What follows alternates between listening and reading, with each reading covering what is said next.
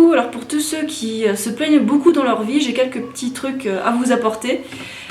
Alors, bah, si par exemple vous êtes triste parce que vous avez raté votre bus, c'est parce que quelqu'un ne vous respecte pas assez, quelqu'un vous juge, s'il n'y a pas d'eau chaude, si des petits problèmes comme ça dans la vie qui sont plus ou moins graves, j'ai un petit exercice à vous proposer.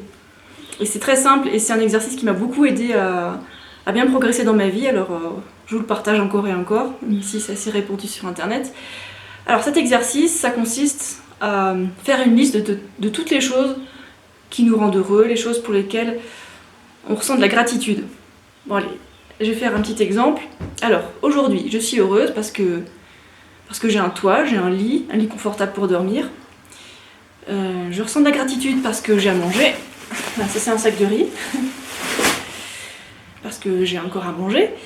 Et j'ai de la gratitude parce que...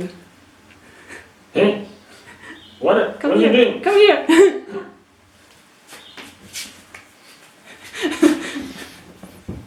Voilà, j'ai de la gratitude pour ce bébé chéri exotique.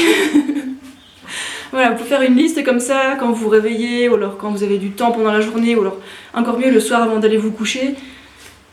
Ou alors les trois dans la journée. Et ça, c'est un exercice qui aide vraiment beaucoup à ressentir plus de gratitude, d'être plus dans la positivité. Après, je dis pas qu'il faut jamais être négatif. Au contraire, je pense même que les situations difficiles, c'est des situations qui nous aident à rebondir, à faire un peu le bilan sur les trucs qui vont pas, et après à trouver des solutions.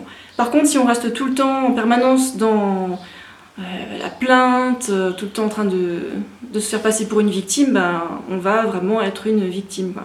Et c'est très important ce qui se passe dans notre tête. Si on est triste tout le temps, si ça va pas, ben, on peut tomber malade.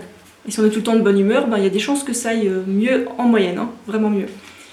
Et donc les situations difficiles, par exemple, je sais pas, une rupture, ou alors un accident, ou alors quelqu'un qui nous dit des choses horribles, alors, un problème au travail, voilà, toutes sortes de problèmes, ben en fait, moi ce que je préconise c'est que, ok, on fait le bilan et on trouve une solution.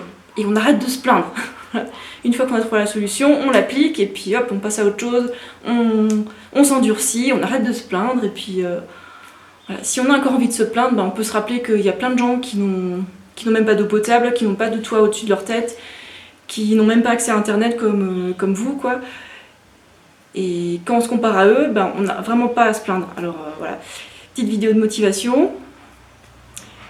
Prenez le bon réflexe de trouver des solutions et de ne pas rester coincé dans la plainte en permanence, parce que déjà c'est pénible pour l'entourage et les personnes positives elles risquent de dégager parce que c'est assez difficile de supporter des gens qui se plaignent tout le temps, quoi.